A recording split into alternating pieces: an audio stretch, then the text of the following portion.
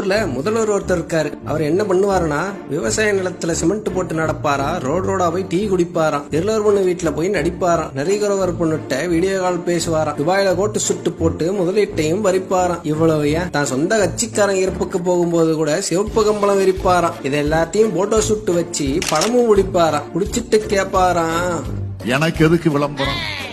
பின்ன நீங்க விளம்பரம் பண்ணாம விளக்குமாறா வென்றீங்க. இவருதான் இப்படி இருக்காருன்னு பார்த்தா இவரோட புள்ளியாண்டா ஒருத்தர் இருக்காபடி. அவரு தன்னை பத்தி பெருமை பாடுறதுக்கு ஒரு சர்க்கஸ் கும்பலையே வச்சிருக்காபடி. அவங்களோட வேலை என்னன்னா, எங்கள் இடைத்தலைவரையே உதயநிதியே, நீ தூக்கி காட்டிய ஒரு செங்கலில் புனித ஜார்ஜ் கோட்டையே கழக கோட்டையானது. ராஜராஜ சோழனுக்கு துணையாக ராஜேந்திர சோழன் இருந்ததை போல இந்த கழகாட்சி கட்டி பிடிப்பதற்கு என் தளபதிக்கு துணையாக இருந்தது என் தம்பி உதயநிதி ஸ்டாலின் என்று சொன்னால் அது மிகையாக.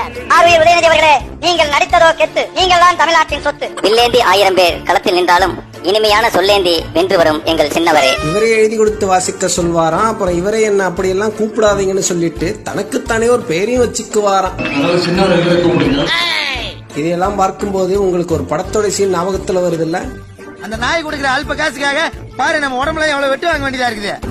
என்ன குழப்பம். நம்ம ஊப்பிங்களோட நிலைமை நினைச்சாதான் பாவமா இருக்கு. வாங்குற 200 ரூபாய்க்கு எவ்வளவு போக வேண்டியது.